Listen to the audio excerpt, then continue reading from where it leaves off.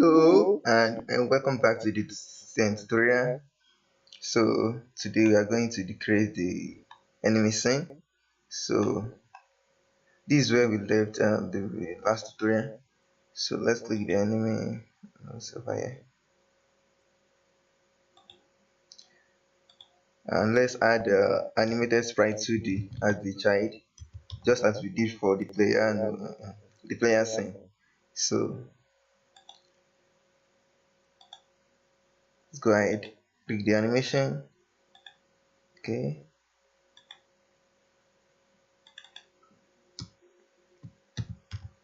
let's rename it to I do. So this is our enemy sprite. So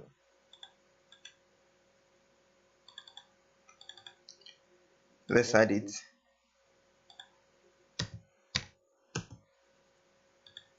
Okay,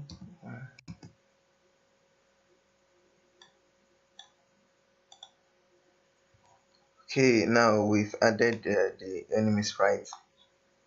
Okay,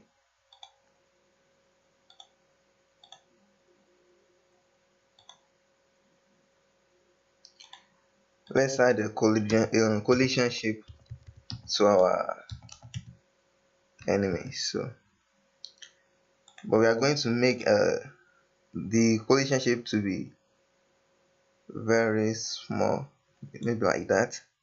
Okay, that's okay, I think. So we finished the enemy scene. So let's save it. There is something I quickly want to call you guys attention to. So the previous code is something like um wait a minute, something like this.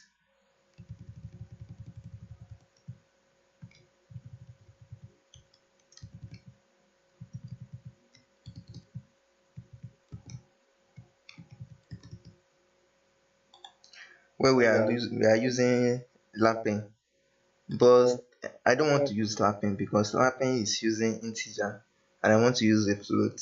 So that's why we'll be changing it to float. But now we get an error over here that says that lap f function, which is just f is for float, and think as float as a number with decimal and integer as number with no decimal points. So for example 0.5 is a float and 5 is an integer.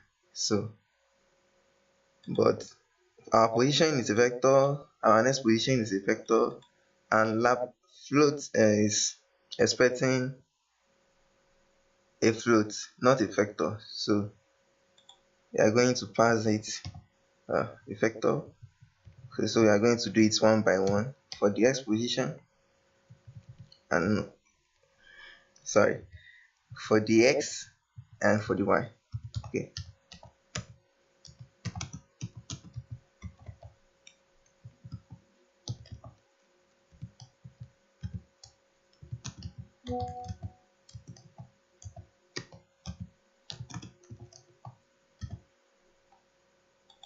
okay, now let's test our player scene.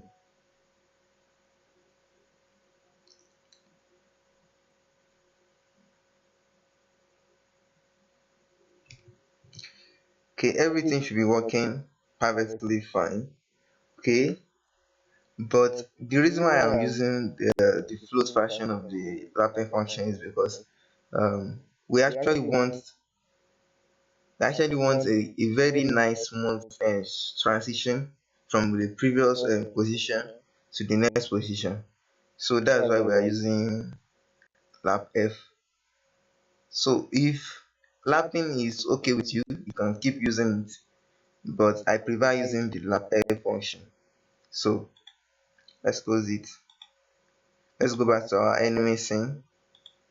There are a few changes we'd like to make. First of all, let's create the main game scene. So if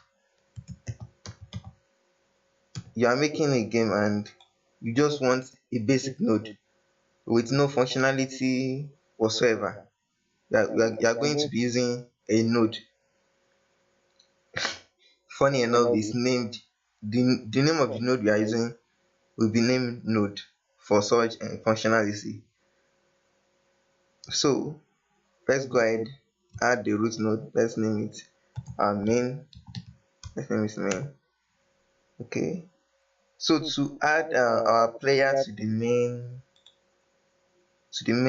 scene, we are just going to drag it like this, and you can see that it is automatically added as the child of the main node. We can delete it. There are a few ways to add a child node that I want to explain. So you can add a child node like this. You can select the scene, select player, and you can see that player is added as the child of the main scene. Okay, we can test the main scene. Like, first let us save the main scene on that scene, save it. Okay, let's run it,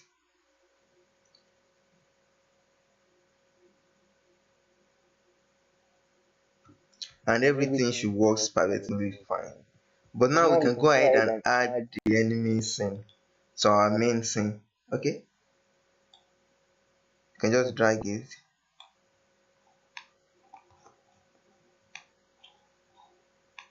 and now we can see that we've added the enemy scene as the child of the main scene. So this is a very helpful features of the Godot engine, because we can actually break down scenes into different scenes, so that this avoid clustering this avoid adding too many node to the main game scene. So you can see that now we only need to add two nodes to the main scene, which is the player and the enemy. Okay,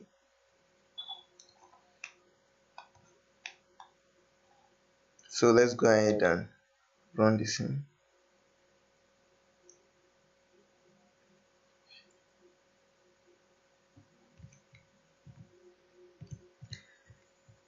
Okay, now there are a few changes we'd like to make. First of all, we have to add some script to the enemy so that it follows the player, and when it gets to the player at a certain distance, it starts to shoot the player. Basically, that's what the game is about. So we are going to add that.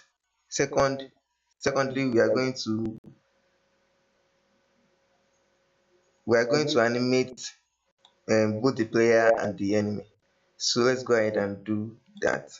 Okay, first of all, let's go to the player scene. You can easily go to the player scene by clicking here on this little icon, open editor. Let's click it, animated sprite 2D, and now in our idle animation we can autoplay, like the same functionality as clicking play over here, but we actually want this to animate when we run the scene. So what you are going to do is click on this icon that says autoplay on load.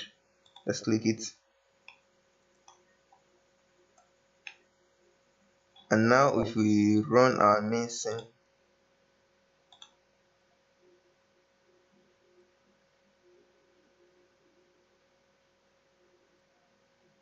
we are going to see that our player is now successfully animated.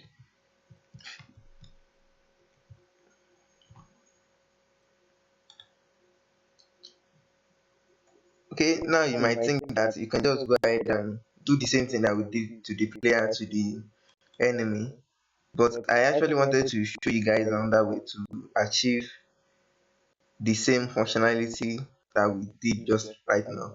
So, but instead of clicking it over here, we are going to use the script.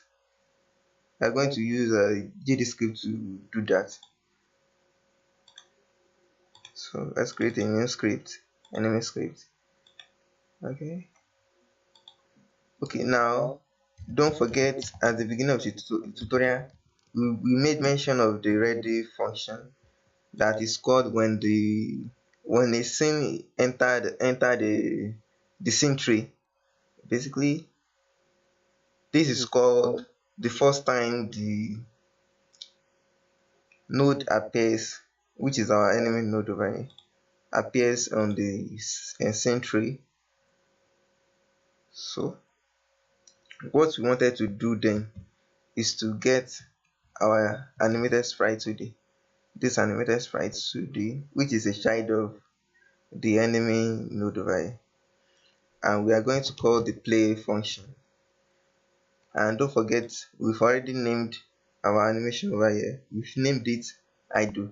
So we are going to click I do over here, and this should achieve the same functionality as clicking this autoplay on load.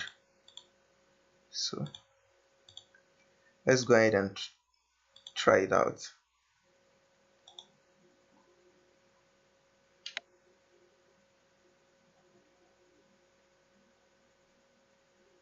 Okay, now we've successfully got the player and the enemy animated.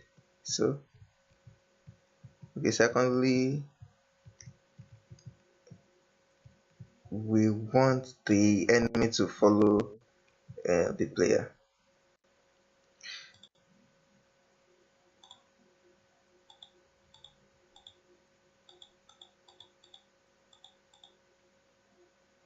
Okay, seriously, that was a mistake. So, but if you want to hide any node, you can just toggle the visibility button by this little eye icon. But notice that if we hide this enemy node, all these child are hide. So when we hide enemy node by animated sprite 2D is hide, our collision shape 2D node is hide. So this signifies that whenever we perform an action on the parent, because we can see that this enemy is the parent, animated sprite 2D and collision shape 2D are the children. So whenever we perform an action on the parent, it affects all the children of that parent. That's just something to notice. So let's go ahead, open our script. Okay, now we need the enemy to follow the player. How are we going to go about it? Well, first of all, what you are going to use is that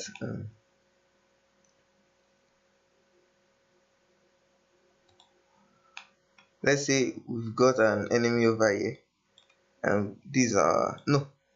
Let's say this is our enemy, this is our player over here. What we actually wanted to do is we want to get not the angle, by the way. What you actually want to get is another vector that if we keep adding that vector to this enemy, it will move in the direction of the player. So if the player is here and we keep adding that vector to the enemy, it's eventually going to reach where the player is over here. So to do just that, we first of all need to get the position of the enemy, the position of the player. But we can already see that we've run into a problem.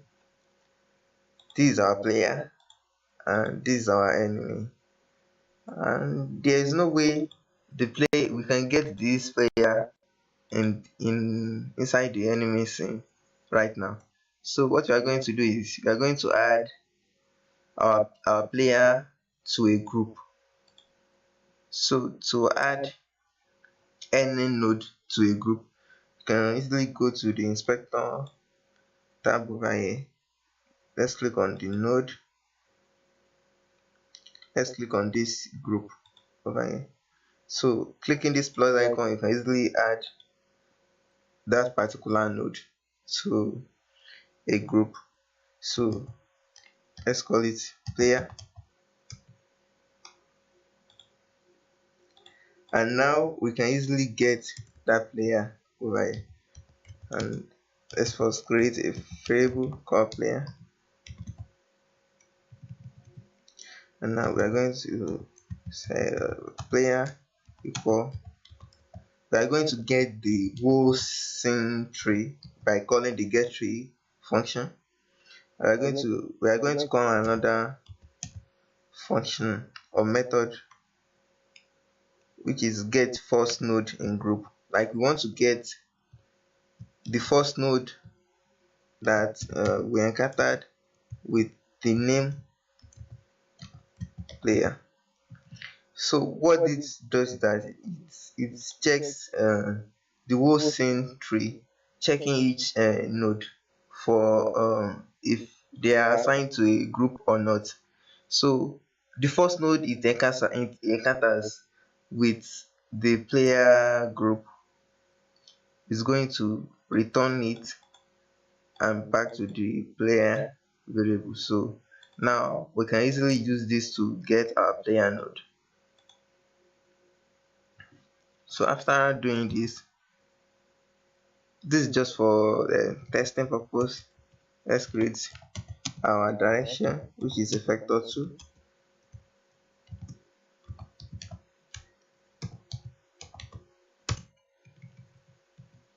Vector 2 dot 0 is just the same thing as vector 2 0 0, because we don't want our enemy to move at all yet. We don't want that yet. So but right now we can actually go ahead and call this function global position dot direction to player dot global position. Okay, now direction to function is provided by Godot engine by default. So what this returns is that it returns exactly what we want. We want a vector 2 that we add to the enemy node, that if we keep adding it, we are eventually going to reach the player. Now let us test this. Just as before, our process function are going to be adding position plus equal data, our direction, and we also need the speed.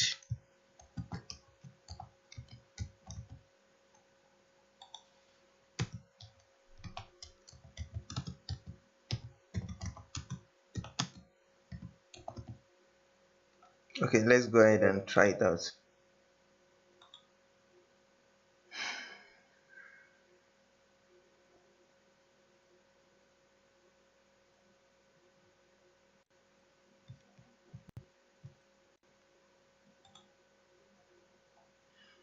Let's reduce the speed a little bit so we can really see what's going on.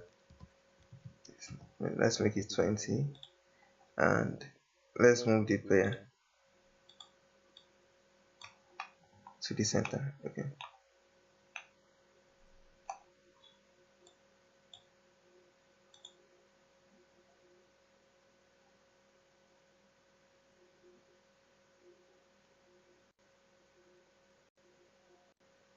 Okay, now let's just watch this. Okay, eventually this is exactly what we needed. Like, we want a direction vector that if we keep adding to the enemy position, we eventually get to the player. And if we get to a certain to a certain distance to the player, we want to be shooting the player. Okay, actually that's not us. That's the enemy. We want the enemy to be shooting the player. But first of all, let's add a bullet to our player so that our player can shoot the enemy back.